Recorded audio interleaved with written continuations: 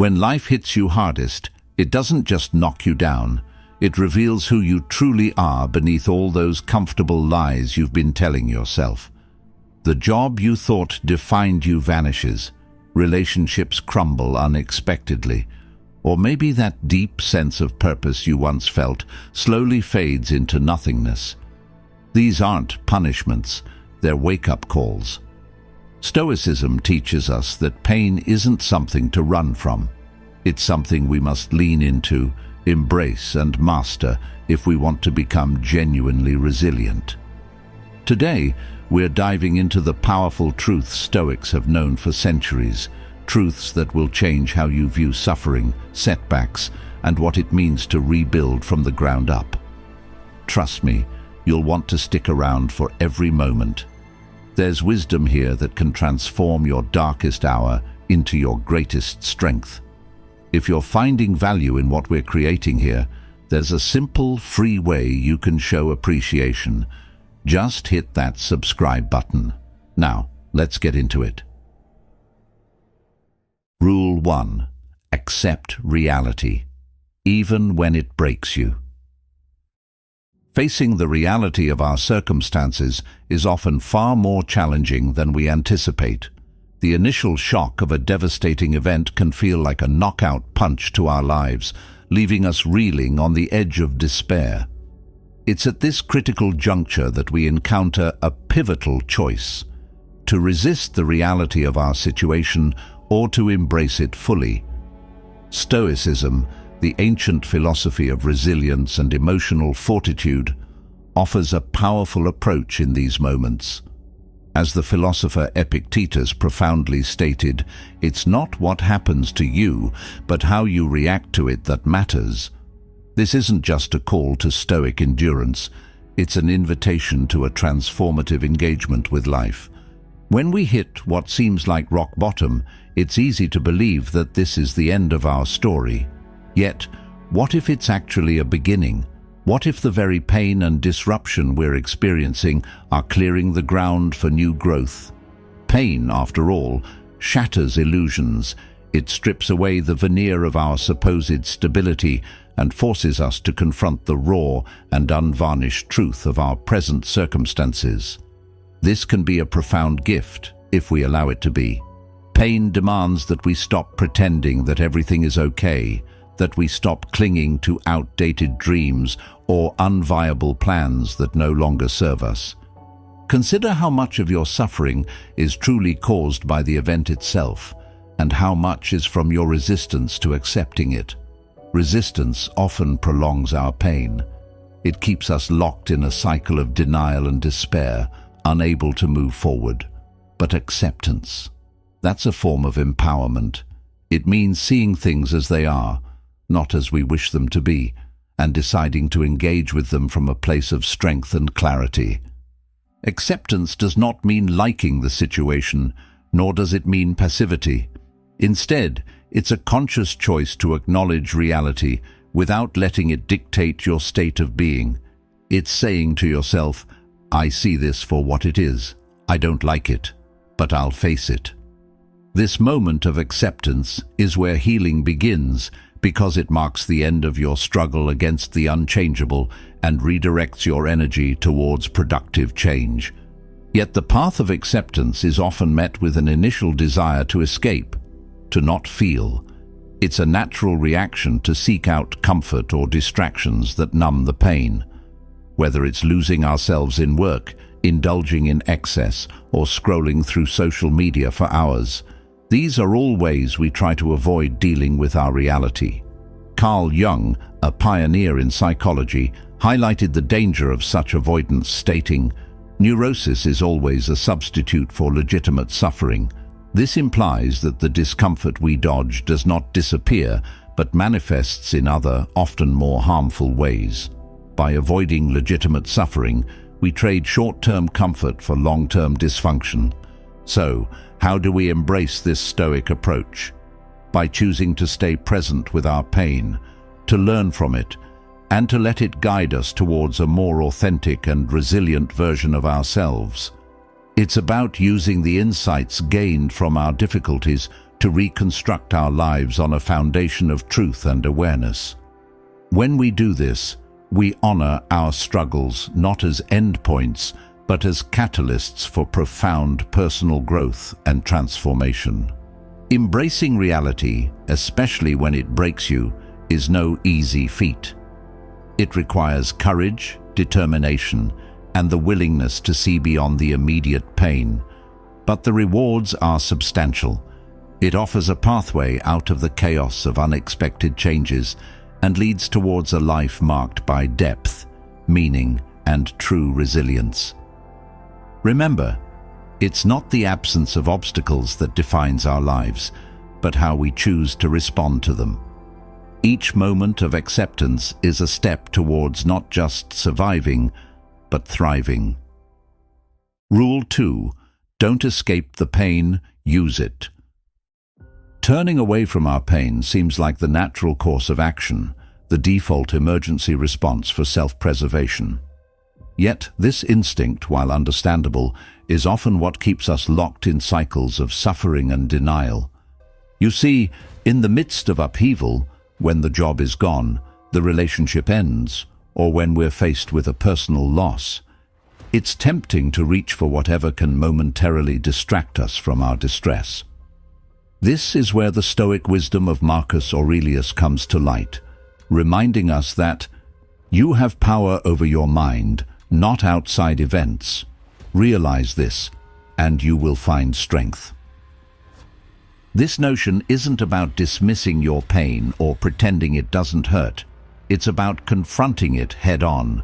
Why? Because within that pain lies crucial insights into what truly matters to us.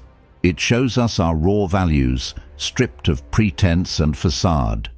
Pain, in its most unfiltered form, communicates deeply about where our priorities lie and what we need to address in our lives. This isn't just a philosophical ideal, but a practical strategy for emotional growth. Carl Jung once noted, "There is no coming to consciousness without pain." Hence, avoiding pain doesn't alleviate it. It often deepens it, much like drinking salt water to quench an intense thirst. Imagine for a moment that you're sitting with that pain, not running, not numbing, just observing. It might initially feel overwhelming. You might encounter a tumult of emotions, grief, anger, confusion. Yet, each emotion is a messenger, a guide that, if listened to, can help recalibrate your path forward. When you start to process these emotions, you're doing the work of building a new self, one that understands its depths, its resilience, and its true needs. Stoicism teaches us the value of turning obstacles into opportunities. The pain that initially seems to be your greatest enemy can become your most profound teacher. This is the time to lean into the discomfort, to explore the contours of your anguish and extract from it the lessons it holds. It's a process of transformation where, from the ashes of your old expectations and dreams, a clearer, more focused individual can emerge. So, when the chaos of emotions starts to surge, remember that this too is part of the journey. It's not about suppressing or conquering your feelings, but about understanding them, managing them with wisdom, and transforming them into steps toward a better, more enlightened self. This approach doesn't just patch up old wounds, it redefines them.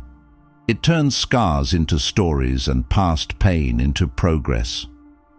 In embracing your pain, you are not merely surviving, you are reshaping your life's narrative from one of victimhood to one of heroism. You are not just getting through something, you are growing through it. This active engagement with your inner turmoil is not for the faint of heart, but it is for anyone who seeks genuine peace and not just the absence of conflict.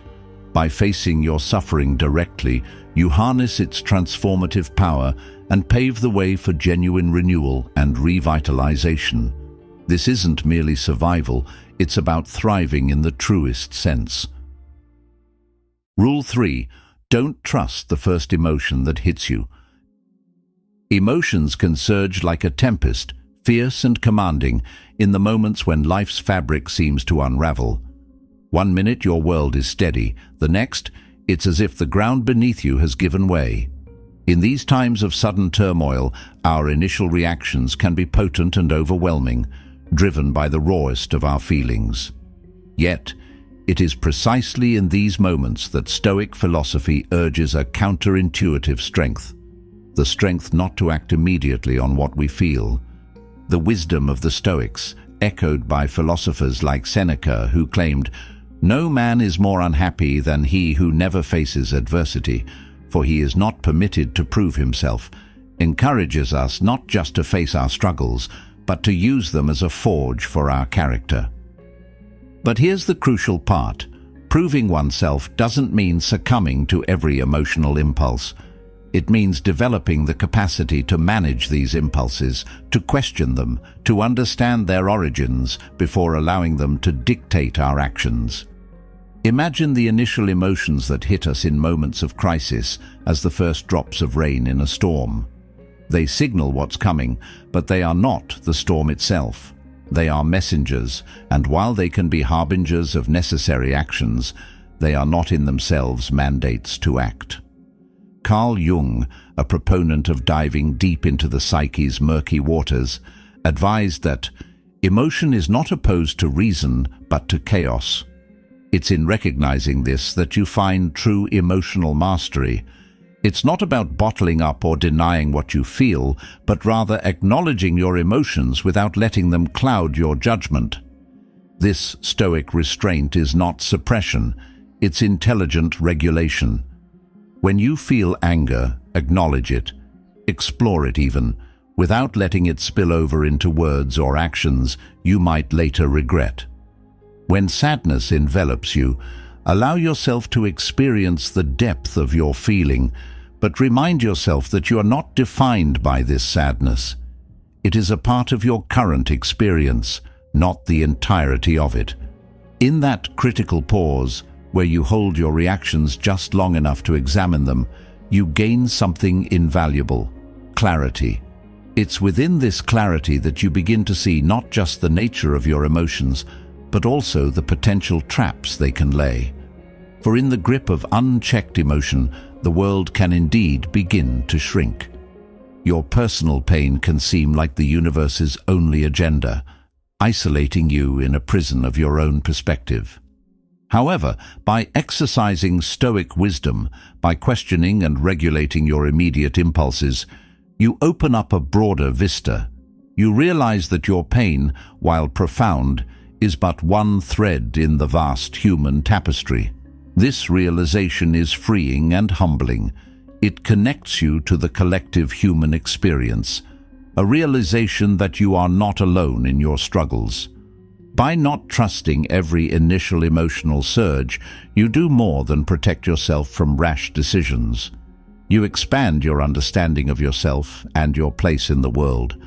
You learn that every emotion is an opportunity not just to react, but to grow, to learn, and to integrate into the greater whole of your life's journey. This integration is what Carl Jung might call the process towards individuation, a fully realized self that is as wise in emotion as it is in reason. By mastering this Stoic rule, you don't just navigate your life more smoothly, you chart a course with a compass calibrated by wisdom, reason, and a profound connection to the human condition. This is the essence of true resilience and authentic living, where each emotional experience, however challenging, contributes to a more nuanced and complete understanding of oneself and the world. Rule 4. Stop making it all about you. It's easy to become captivated by our own suffering, to fall into the narrative that our pain is unique and incomprehensible to others. This inward focus can be intensely isolating, wrapping us in a cocoon of self-pity and despair. But Stoicism, with its profound psychological insights, encourages us to adopt a broader perspective. The philosophy invites us to step back and consider a more expansive view, reminding us of a timeless truth. Think lightly of yourself and deeply of the world. This isn't to diminish the significance of personal pain, but to place it in a wider context. When we obsess over our struggles, viewing them through a microscope, every issue appears larger than life. Every setback seems insurmountable. However, by adopting the Stoic practice of zooming out and looking at our lives as part of a greater whole, we begin to see our experiences not as singular catastrophic events, but as threads in the rich tapestry of human experience. This shift in perspective is not just about reducing the weight of our own problems, but about recognizing our shared human condition. Pain, as Carl Jung pointed out, is a crucial aspect of personal development.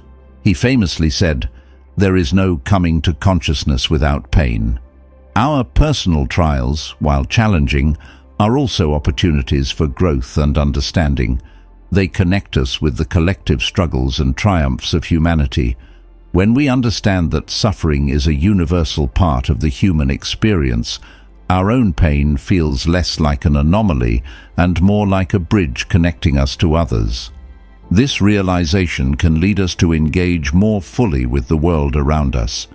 Instead of dwelling solely on our misfortunes, we can turn our attention outward. Engaging in activities like reading philosophy, volunteering, creating art, or learning new skills doesn't just distract us from our troubles. It enriches our lives and connects us with the larger human story. These activities remind us that we are part of a society, a history, a flow of human endeavor that stretches beyond our individual lives. Moreover, this outward focus helps us combat the toxic habit of comparison, the kind of comparison that sours into resentment and bitterness when we look at others who seem happier, more successful, or less burdened. Instead of envying others, understanding our place in the larger narrative of life encourages us to find lessons and inspiration in the stories of those who have also faced and overcome adversity.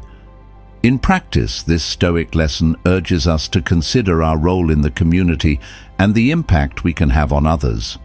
It shifts our focus from what we are enduring to what we can contribute. This can be profoundly liberating. It helps lift the veil of isolation that suffering often draws around us, revealing a world brimming with possibilities, connections, and new beginnings. When we stop making our narrative all about our suffering, we open ourselves up to a richer, more diverse life story.